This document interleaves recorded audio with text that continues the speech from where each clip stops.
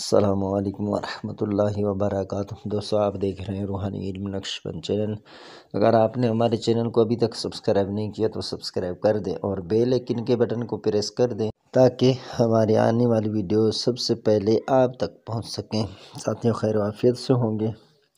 ज़ुबानबंदी के हवाले से चंद बातें अर्ज़ करूँगा कि मैंने बंदिश के जितने अमाल दिए हैं आप उनको करें और उनमें से ज़बानबंदी के लिए जो अमल करते हैं उसमें थोड़ा सा एहतियात करें कि ये मेरे तजर्बे में भी रहा है कि ऐसा ना हो कि जैसे बाज़ आमिलीन ये करते हैं ना, जैसे रिश्ता किसी जगह अगर कर रहे हैं दो शख्स तो वहाँ पर जो है ना फिर ज़्यादा बोलने वाले जो होते हैं उन पर अक्सर ज़बानबंदी करते हैं। फिर ये होता है कि या तो लड़की के माँ बाप होते हैं या तो लड़के के या उनके रिश्तेदार करीबी, तो ये करते हैं कि बस आमिल फिर उन पर बंदिश करता रहता है। यही मसला मेरे साथ वैसे तो मैं करता था, लेकिन अभी एक शख्स था जो ये दावा भी करता था मुझ पर तावीज़ असर नहीं करते। तो उनके घर वालों ने ये कहा कि उनकी बेटी ने कहा, ये मेरे वालिद साहब कहते हैं कि मुझ पर कोई तावीज़ असर नहीं करता। तो मैंने लगातार उनको तावीज़ात ज़बानबंदी के दिए, 2 से 3 मरतबा दिए। जब 3 मरतबा मैंने ज़बानबंदी के लिए उसको दे दिए तो अब हुआ यूँ कि जो ही 3 दिन गुज़रे तो अब वो शख्स बाकायदा ख़ामोश हो गया और ऐसे ख़ामोश हो गया अब ना किसी से मस्ती में बात करता है, ना वैसे गुफ्तगू करता है, जैसे ख़ामोश हो गया। अब यानी जैसे बैठा है एक जगह, परेशान है, मायूस है, बस किसी से बात ही नहीं करता, ना मोहब्बत की मूड में ना गुस्से में। जो बंदा गुस्सा करता था तो ये रिश्ते के हवाले से आया था, तो ये अभी यानी कि इसको हफ़्ता भी नहीं गुज़रा है। तो ये मसला फिर सोचा यार ये आपके सामने भी शेयर कर दूं कि आप इस तरह ना करें कि किसी के ऊपर आप लगातार अगर ज़बानबंदी के लिए आप कर रहे हैं तो वो खामोश हो जाएगा शख्स।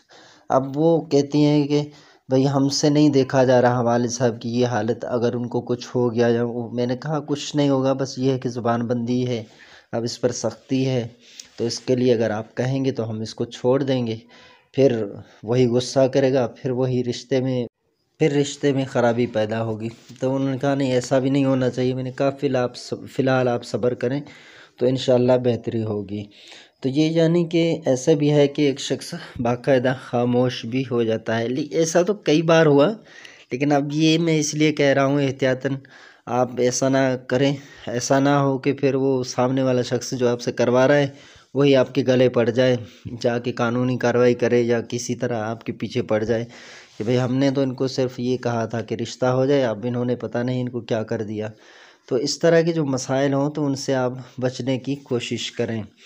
तो वैसे मैंने आपको पहले भी नकुश दिए हैं और ज़बानबंदी के लिए आज मैं आपको एक नक्श और देने जा रहा हूँ। आपको स्क्रीन पर शो हो रहा है बार बार, तो आपने इसको लिखना है, सांस बंद करके आपने इसको लिखना है। फिर इसके नीचे बस्तम ज़बान, फिर फ़लाँ बिन फ़लाँ, वहाँ पर उसका नाम लिख दें, उसकी वालदा का नाम लिख दें।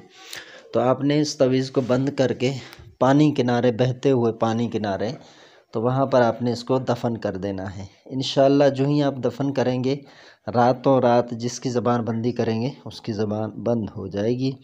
ये नक्श बहुत ही कारआमद है, दिखने में ऐसा है लेकिन मैं इसको ज़्यादा इस्तेमाल करता हूँ, मैं इसको फॉलो भी ज़्यादा करता हूँ कि ये मुजरब अमलियात में से है।